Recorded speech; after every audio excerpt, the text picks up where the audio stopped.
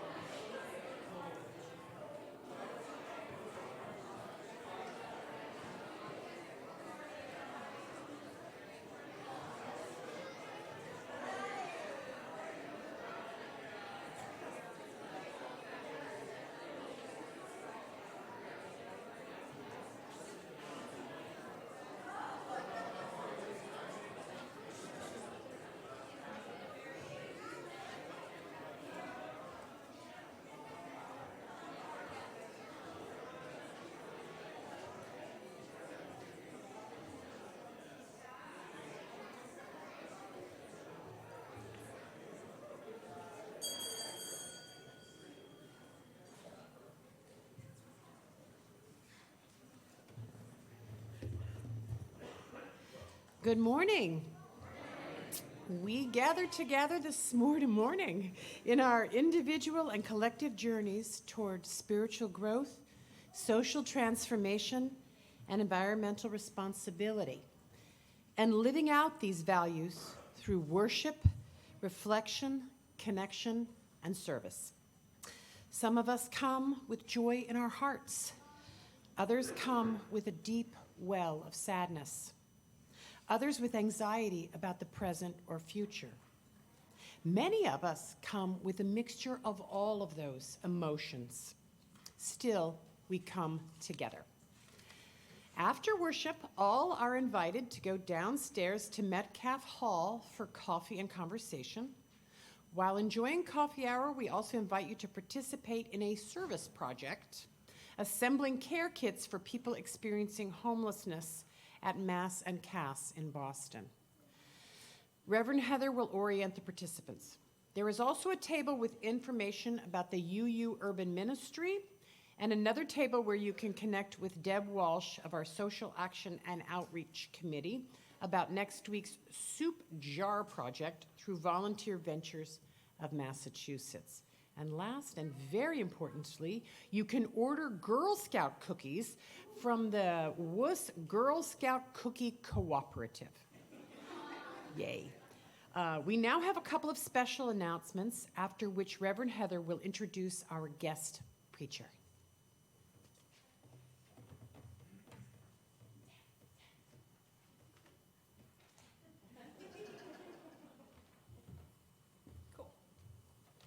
Good morning, all. My name is Deb Eiler, and I serve on the Winchester Unitarian Society's Nominating and Leadership Development Committee.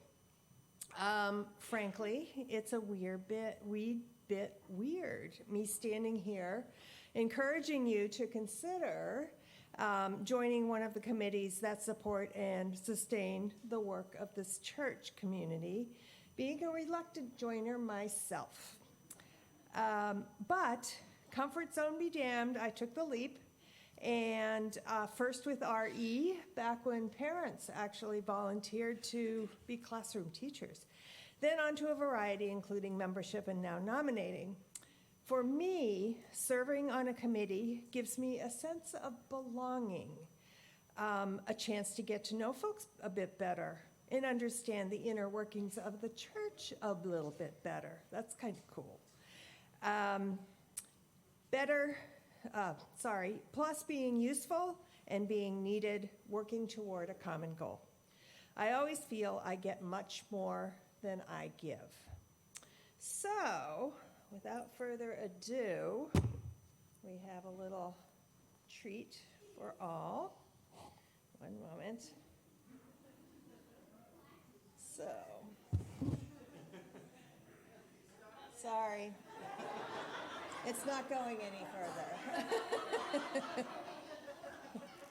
All right. Yeah. Whoops. My little, pretend this is a bow tie and it's all tucked in there. And we have an ice cream scoop and a hat. So, if you're game, we are inviting you all to check out what each church committee is all about at our second annual Sunday Committee Fair in Metcalf Hall on Sunday, February 4th, after the service. Stop by a committee table, check them out, earn a delectable topping for your free Sunday. No limit. You know you want it.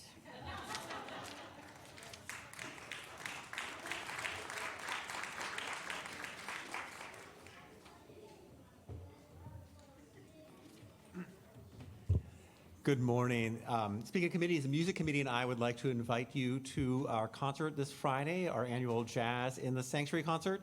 If you have noticed in your order of service, there's a special little bonus flyer for you. And I invite you to give this to your friends, encourage them to come. As you know, this is a fundraiser for the entire church, so the more people we can get to hear this wonderful concert of the legendary composer and pianist Thelonious Monk. We've got some amazing musicians here on Friday night for your pleasure. So please come, please tell your friends, and let's pack this house. Thank you.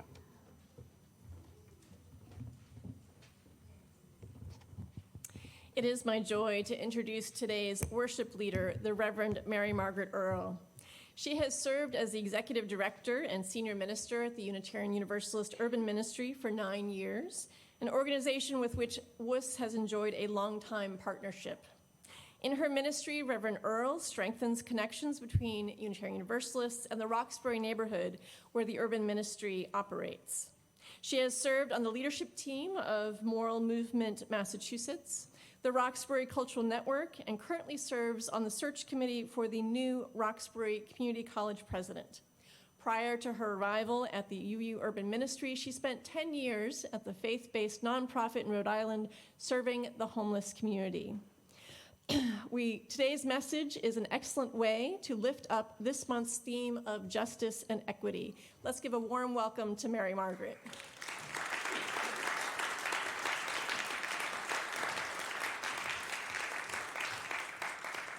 I now invite us to open our hearts and minds to the spirit of worship with her words.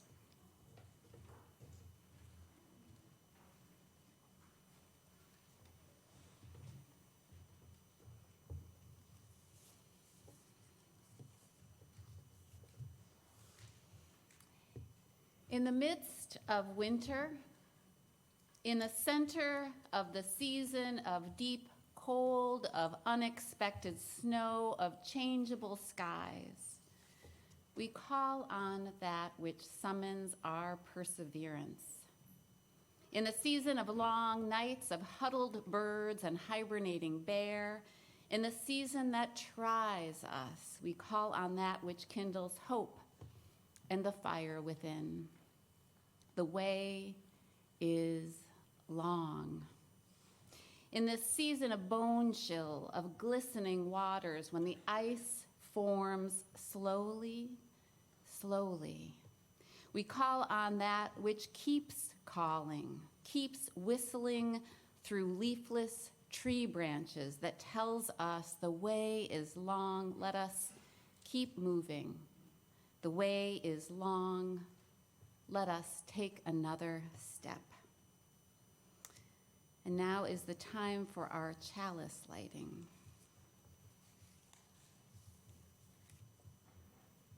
Invite Ken Mitchell to come forward to light our chalice. Oh, hopefully we have Ken with us. Oh, there you are. All right.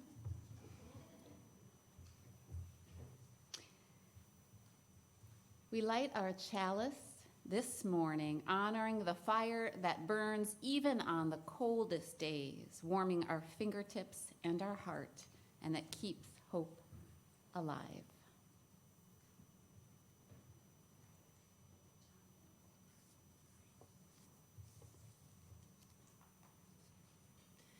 Now rise in body, rise in spirit to join in singing hymn number 168 in the gray hymnal, One More Step.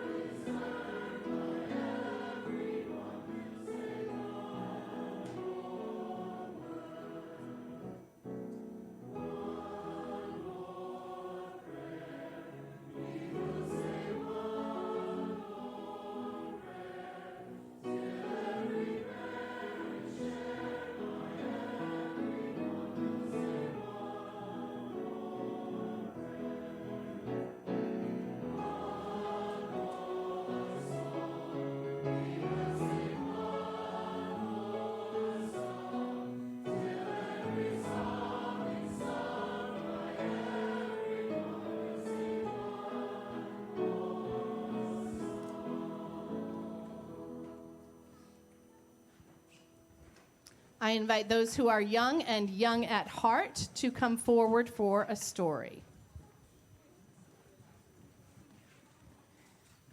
Good morning, everybody. Come on up.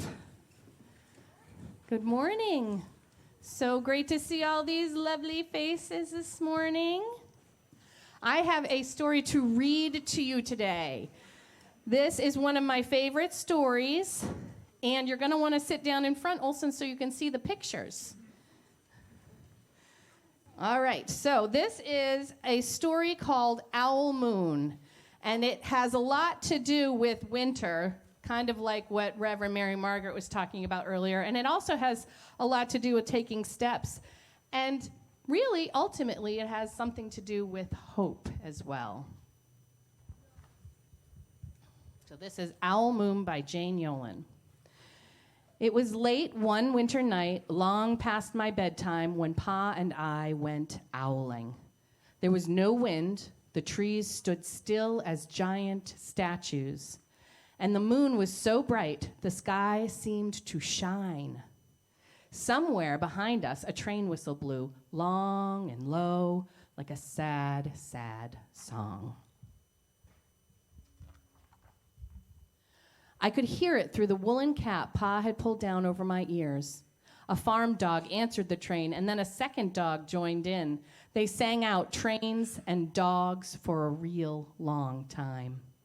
And when their voices faded away, it was quiet as a dream. We walked on toward the woods, Pa and I. Our feet crunched over the crisp snow, and little gray footprints followed us. Pa made a long shadow, but mine was short and round. I had to run after him every now and then to keep up, and my short, round shadow bumped after me. But I never called out. If you go owling, you have to be quiet. That's what Pa always says. I had been waiting to go owling with Pa for a long, long time. We reached the line of pine trees, black and pointy against the sky, and Pa held up his hand. I stopped right where I was and waited. He looked up, as if searching the stars, as if reading a map up there. The moon made his face into a silver mask. Then he called, "Hoo, hoo, hoo, hoo, hoo, hoo," the sound of a great horned owl. Hoo, hoo, hoo, hoo, hoo, hoo. Again he called out, and then again. After each call, he was silent, and for a moment we both listened.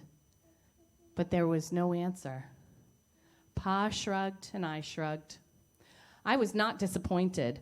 My brothers all said, sometimes there's an owl, and sometimes there isn't. We walked on. I could feel the cold as if someone's icy hand was palmed down on my back. Ooh. And my nose and the tops of my cheeks felt cold and hot at the same time, but I never said a word. If you go owling, you have to be quiet and make your own heat. We went into the woods. The shadows were the blackest things I had ever seen. They stained the white snow. My mouth felt furry, for the scarf over it was wet and warm. I didn't ask what kinds of things hid behind black trees in the middle of the night. When you go owling, you have to be brave. Then we came to a clearing in the dark woods. The moon was high above us. It seemed to fit exactly over the center of the clearing, and the snow below it was whiter than the milk in a cereal bowl. I sighed, and Pa held up his hand at the sound. I put my mittens over the scarf, over my mouth, and listened hard. And then Pa called, "Hoo, hoo, hoo, hoo, hoo, hoo. Hoo, hoo, hoo, hoo, hoo, hoo." I listened and looked so hard my ears hurt and my eyes got cloudy with the cold. Pa raised his face to call out again, but before he could open his mouth, an echo came threading its way through the trees. Hoo, hoo, hoo, hoo, hoo, hoo. Pa almost smiled. Then he called back, "Hoo, hoo, hoo, hoo, hoo, just as if he and the owl were talking about supper or about the woods or the moon or the cold. I took my mitten off the scarf, off my mouth, and I almost smiled too. The owl's call came closer from high up in the trees on the edge of the meadow. Nothing in the meadow moved. All of a sudden, an owl shadow, part of the big tree shadow, lifted off and flew right over us. We watched silently with heat in our mouths, the heat of all those words we had not spoken. The shadow hooted again. Pa turned on his big flashlight and caught the owl just as it was landing on a branch. That owl looks big, doesn't it? Maybe. For 1 minute, 3 minutes, maybe even 100 minutes, we stared at one another. Then the owl pumped its great wings and lifted off the branch like a shadow without sound. It flew back into the forest. "Time to go home," Pa said to me. I knew then I could talk. I could even laugh out loud, but I was a shadow as we walked home. When you go owling, you don't need words or warm or anything but hope. That's what Pa says, the kind of hope that flies on silent wings under a shining owl moon. Now I invite you to sing the children and teachers to church school. The words are in your order of service.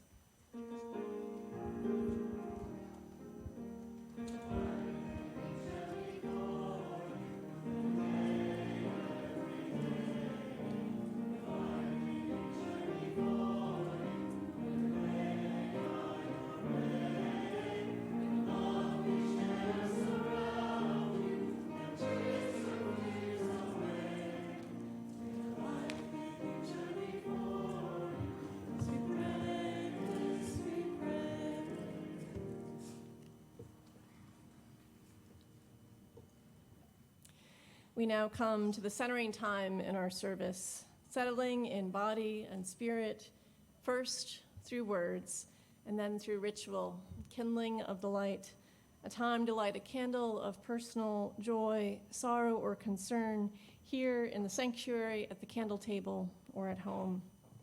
At that time, if you would like a candle brought to you, please raise your hand. After we kindle the light, we'll be together in a time of shared silence, out of which we'll sing the hymn, "There is a Love." The words are printed in your order of service and will appear on the live stream screen. We begin with a meditation for those who have far to travel by Jan Richardson. She writes, "If you could see the journey whole, you might never undertake it, might never dare that first step that propels you from the place you have known toward the place you know not. Call it one of the mercies of the road, that we see it only by stages as it opens before us, as it comes into our keeping step by single step.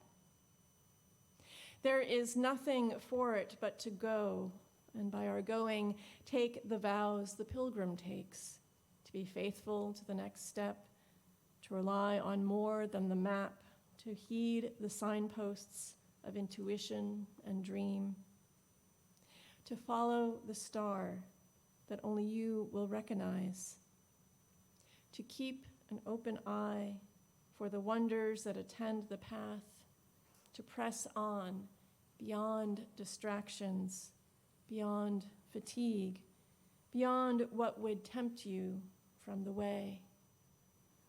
There are vows that only you will know, the secret promises for your particular path, and the new ones you will need to make when the road is revealed by turns you could not have foreseen.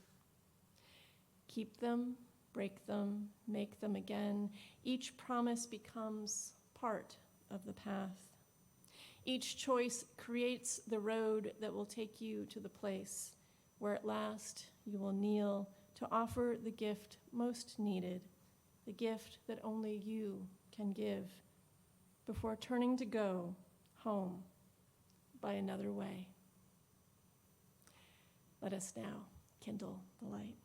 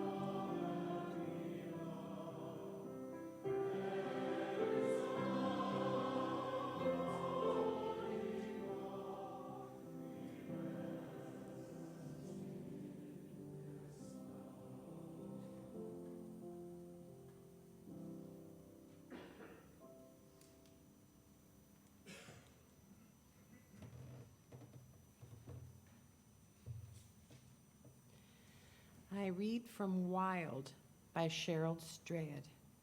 Cheryl Strayed hiked 1,110 miles up the Pacific Crest Trail in a pilgrimage to heal her life's hurts, most especially the quick death of her 45-year-old mother to cancer when Cheryl was only 21. She went ill-prepared and too heavily loaded and quickly felt the pain of that. 2 small boots wrecking her feet, a too heavy pack leaving her hips bleeding and raw, and her back bent. And still, she walked. She claimed a cast-off hiking pole to steady her. She lighted her load, shedding what was not essential. Her legs grew stronger. And still, it never got easy, not even to the end. She wrote of the second week of the journey. It was day 1 of week 2, officially summer, the last day of June, and I was not only in a different season now, but in a different country too, ascending higher in the South Sierra Wilderness. In the 40 miles between Kennedy Meadows and Trail Pass, I'd climbed from an elevation of just over 6,100 feet to nearly 11,000. Even in the heat of the first afternoon back on the trail, I could feel an edge of cool in the air that would no doubt envelop me at night. There was no question that I was on the Sierra now, Muir's beloved range of light. I walked beneath great dark trees that put the smaller plants beneath in almost complete shadow, and past wide, grassy meadows of wildflowers. I scrambled over snow-melt streams by stepping from one unsteady rock to another. Aided by my ski pole. At foot speed, the Sierra Nevada seemed just barely surmountable. I could always take another step.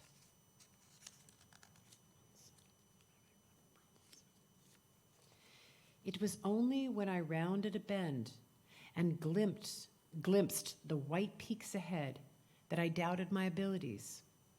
Only when I thought how far I had yet to go that I lost faith that I would get there.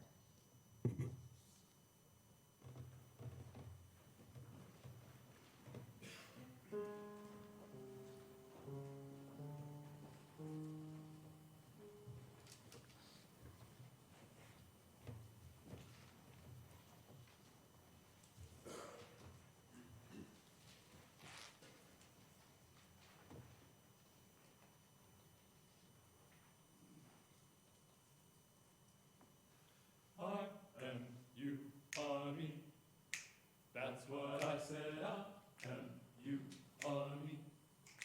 Don't you see, I am, you are me. That's what I said, I am, you are me. Don't you see, I am, you are me. That's what I said, I am, you are me. Don't you see, I am, you are me. That's what I said, I am, you are me. Don't you see, I am, you are me. That's what I said, I am, you are me. Don't you see, I am, you are me. That's what I said, I am, you are me. Don't you see, I am, you are me. That's what I said, I am, you are me. Don't you see, I am, you are me.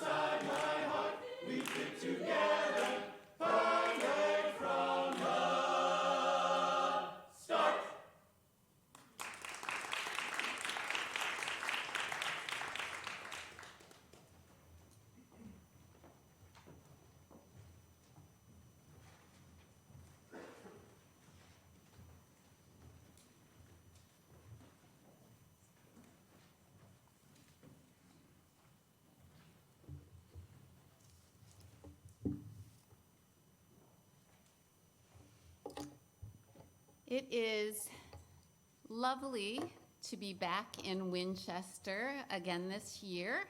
And part of that is loving the opportunity to update you on the work of the urban ministry, but it's also an opportunity for me to appreciate the ways that Winchester is involved and has supported the work of the urban ministry through time.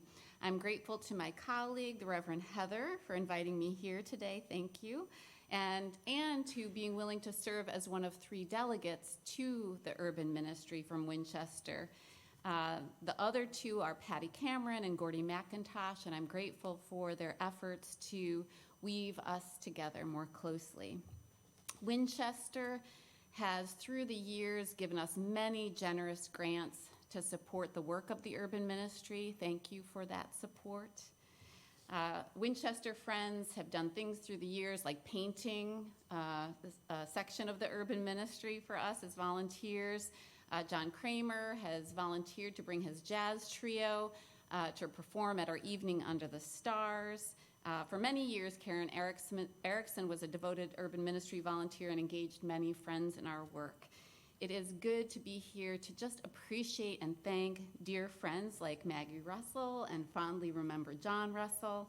We're grateful to supporters like Roy and Leora Cummings, Sally Delano and Bill Zink, David Fonseca and Martha Whirler. We have friends who began their support as congregants here moved away and still support us, like Kate and Andy Ebbett and Jake and Marie Dacey. There are 7 families who supported us consistently for more than 20 years, which is quite an accomplishment. I also just want to say this morning that there are sometimes in the sphere of the urban ministry some special champions who encourage the urban ministry through thick and thin, remind us that change is possible, who are steadfast. And this morning I wanted to lift up and thank Peter and Vicki Coccoluto for being those people for us.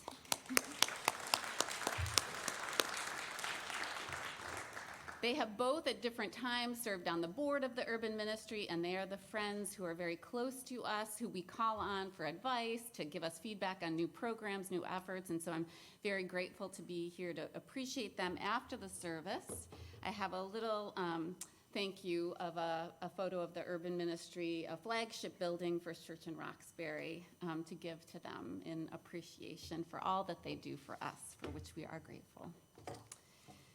So thank you for all of the ways that Winchester is involved and supports our work. And this morning, I want to begin with a question. How is your heart? I mean, how are you? And how is your heart this morning in the midst of hard news and political news and all the challenges?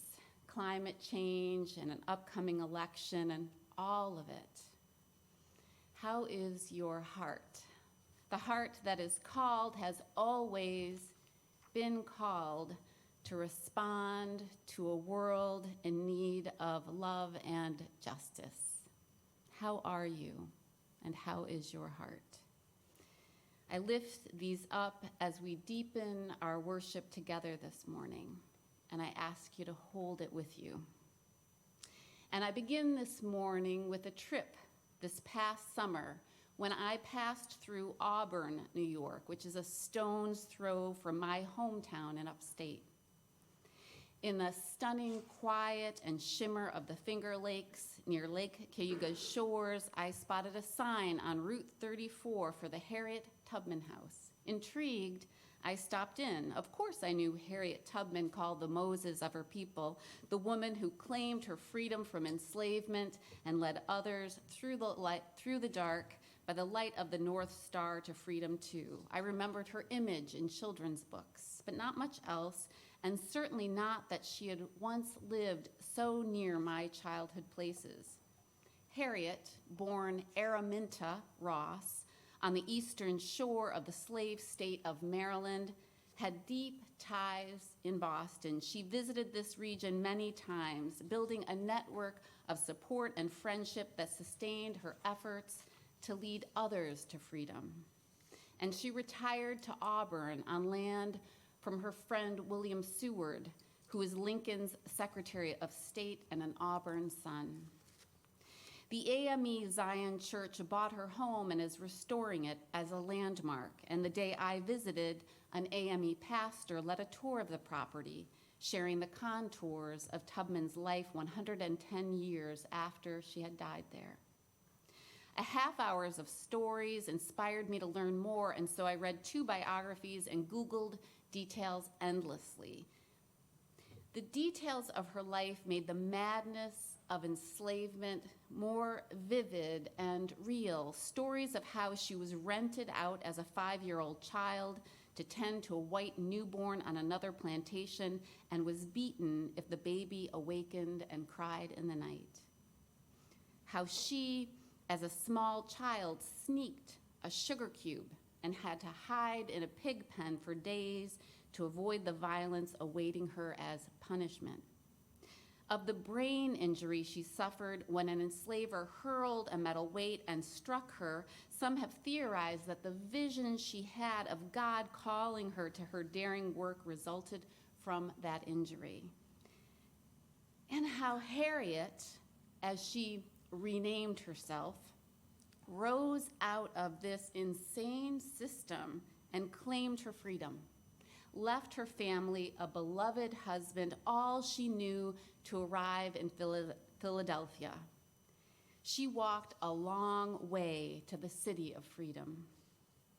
And yet, more than that, what grabs hold is this: how Harriet, 5 feet tall, unable to read or write, with few resources, by grit and will and savvy, risked recapture and re-enslavement and death again and again in order to lead others to freedom. By foot and by night, she made this dangerous, cold, terrifying journey again and again and again. The way was long, but Harriet Tubman walked it about 15 times and led more than 70 others to freedom too. In the book Harriet Tubman, The Road to Freedom, author Catherine Clinton wrote, quote, "Harriet Tubman had been a liberator, a woman who stood up to the slave power, and a warrior whose actions spoke louder than words. She seized the road to freedom, not just for herself, but also for her family and others during her decade-long association with the Underground Railroad. This bravery earned her a fierce reputation. She was on the slaveholders' most wanted list with a steep price on her head. Posters with a description of Moses, as she was called, were plastered through the Upper South until the Civil War broke out," end quote. Harriet Tubman's personal courage and stamina captivates, not only because of her unusual courage before the war, or even her work to end enslavement as a spy for the North during the war, but that her work never ended. After the war, she worked until her death in Auburn to care and advocate for African Americans who were aging in poverty. She never stopped confronting racial oppression. The way was long, and she kept to it. The way is still long, and we are called to keep to it. 158 years after the Civil War ended, Greater Boston remains mired in the legacy of enslavement and racism and segregation. Graduation rates, incarceration rates, wealth and health measures remain shaped by them. Consider infant mortality. This past fall, the Boston Public Health Commission published the Maternal and Infant Health Report. In Boston, Black residents experienced the highest rates of infant mortality, preterm births, and low birth rate. The rate of infant mortality among Black infants in Boston was more than 3 times the rate for white babies. Consider housing. According to the Boston Indicators Project, 66% of Black residents are renters, double the rate of white residents. That means that Black residents are more often vulnerable to spiraling rent increases and then displacement and cannot build the wealth that is earned through home ownership. Consider the racial wealth gap. According to the Boston Indicators Project, racial wealth disparities have grown and not lessened over the past 30 years. Quote, in the United States, economic inequity is inextricably connected to growing racial inequity. By 2019, white wealth was almost 9 times as high as Black wealth. And consider death.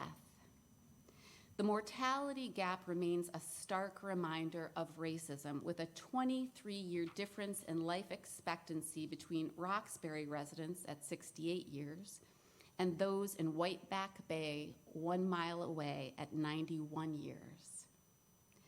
Racism's stamp marks the lives of African Americans from birth through death and at every point in between. It is these realities that drive the Urban Ministry's mission to dismantle racism and white supremacy culture and to envision a greater Boston where all its residents can shape the present and the future. And so we continue to operate programs like our longtime domestic violence shelter, and we also reimagine our work for justice. We're expanding our after-school program for high school students to nurture the next generation of BIPOC leaders. And we're creating career exploration opportunities so that young people can choose their own paths forward. We created our Community Conversations series to highlight the history and impact of racism, this season shining a light on housing policy. We expanded our Roxbury Tours program, celebrating its richness and history, and we're nearing completion of the full restoration of our historic meeting house as a place to serve and celebrate Roxbury.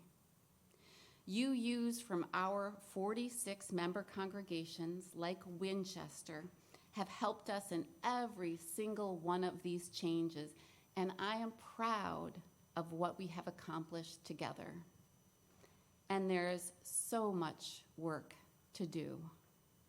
Families in our neighborhood are getting pushed out by gentrification. Young people can't get the opportunities they need. Brilliant young people who flourished in our after-school program and graduated from college still cannot find the jobs that they want. The way is long. From our reading by Cheryl Strayed, quote, at foot speed, the Sierra Nevada seemed just barely surmountable. I could always take another step. It was only when I rounded a bend and glimpsed the white peaks ahead that I doubted my abilities. Only when I thought how far I had yet to go that I lost faith that I would get there.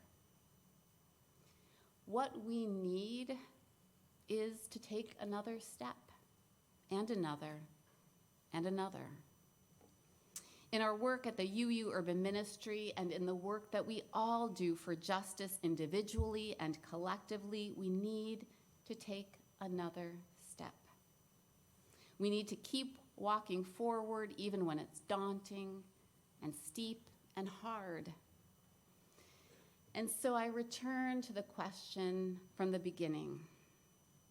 How are you, and how is your heart? What do you need to keep pressing forward for justice? How are you doing on the journey, on the long way? This morning, in a moment, I'm going to invite you to honor what you need to keep on your path for justice in whatever ways you feel called, to fight climate change, for trans rights, to bring music to all, to shelter immigrants, or to work for racial justice. Whatever calls you, I invite you to breathe in and to think about what you need for the next step on the long way. Sometimes we need community. Harriet Tubman needed it. She was sometimes alone in her underground rescues, but she was also encouraged and sustained by a web of like-minded abolitionists. In them, she found encouragement and support. The Underground Railroad was possible only because people committed to change worked together to form an unbroken line from enslavement to freedom. Sometimes we need to be part of a group that's working together for common goals, to encourage one another forward. Sometimes we need community. Sometimes we need silence and to nurture our inner spiritual lives, to put down our cell phones and the pinging and the buzz and the dizzying array of headlines and breathe and connect with that which is bigger than we are. Sometimes we need to nurture the spiritual. Sometimes we need to remember that we are enough. What we offer, our gifts, our talents, are fully sufficient for the call. Harriet could not read or write. She had few material resources, but she was smart and cunning and had charisma. She used her gifts. What gifts do we bring to the change that we seek? Artist, activist, builder, speaker, organizer, dancer, listener.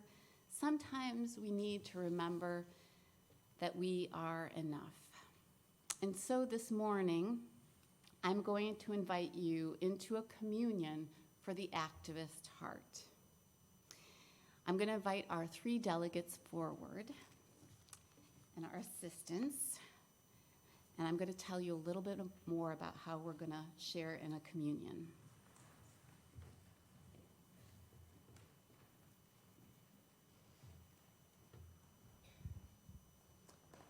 Thank you.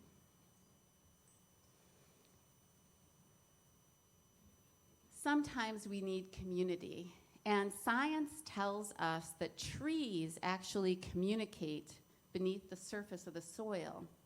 And so this morning, if what you need is community, I'm going to invite you to come forward or to stay in the pew and select a piece of tree bark from bark that actually fell on the grounds of the urban ministry.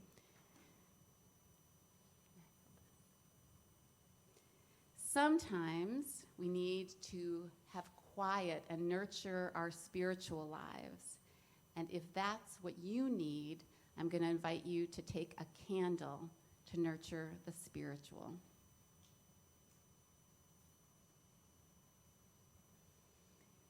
And sometimes we need to remember that we are enough.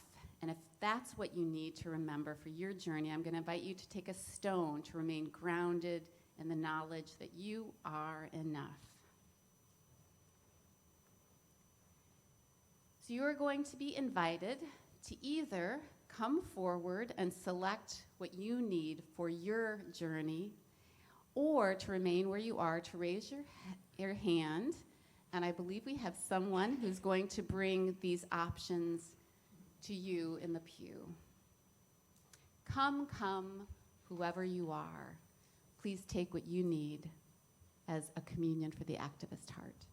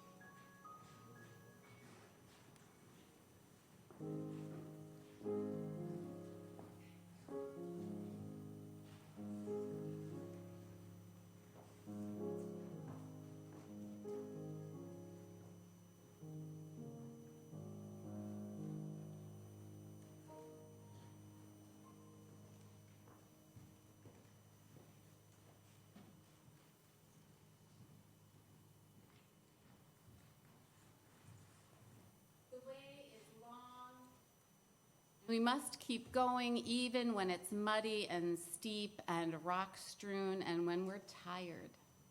The way is long and we must keep going because the world needs us to. Change takes time and faithfulness. At foot speed, we can always take another step. Amen, and may it be so.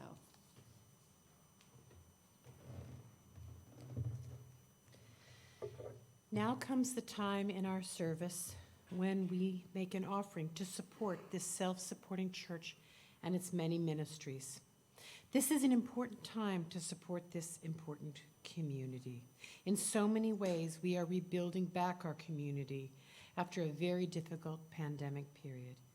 Giving makes possible the many benefits that this wonderful community offers to each of us. This morning, we share our gifts with the Unitarian Universalist Urban Ministry, the organization Reverend Mary Margaret serves, whose mission and vision are to work across race and place to dismantle racism and white supremacy culture and to advance racial, social, and economic justice. The UU Urban Ministry envisions a greater Boston where all people live with freedom and dignity and to have equitable access to resources and opportunity to shape the present and the future. Here are the different ways you can donate. Those in the sanctuary may give cash, checks, or donate electronically. Text to the number in your order of service or visit our website under the Giving page. If you are visiting for the first time, either in person or online, you are our guest. In-person attendees can find a physical visitor card in the pew racks in front of you. Please complete it and put it in the collection plate. Information about how to give online and how to complete the virtual visitor card will soon be shared with live stream attendees through text on your screen. The offering will now be generously given and gratefully received.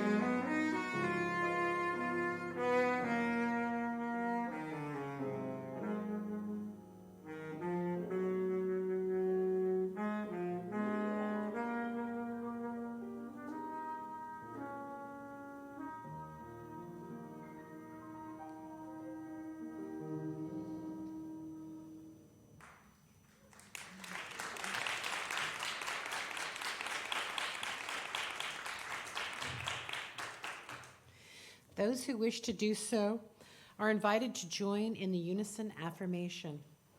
We gather not for ourselves alone, but to use our common power to build the beloved community within and beyond these walls.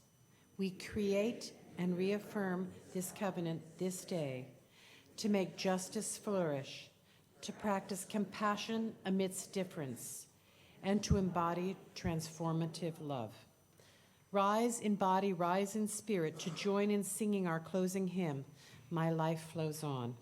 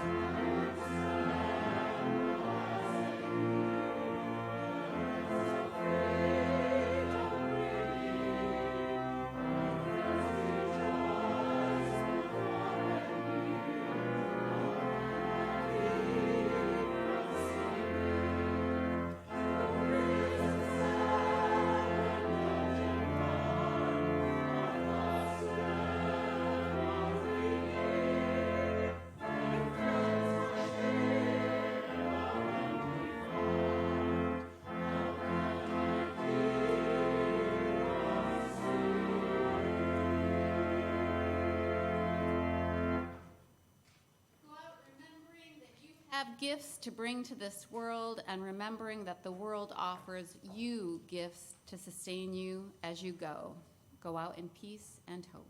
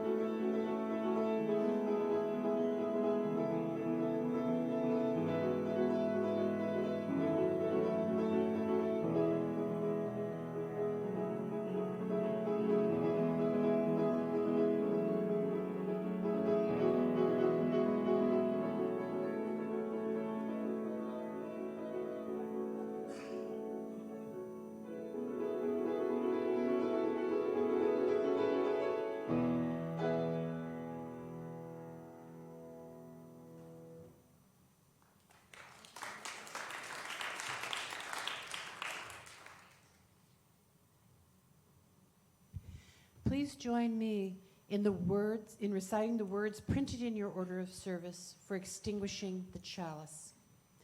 We extinguish this flame, but not the light of truth, the warmth of community, or the fire of commitment. These we carry in our hearts until we are together again.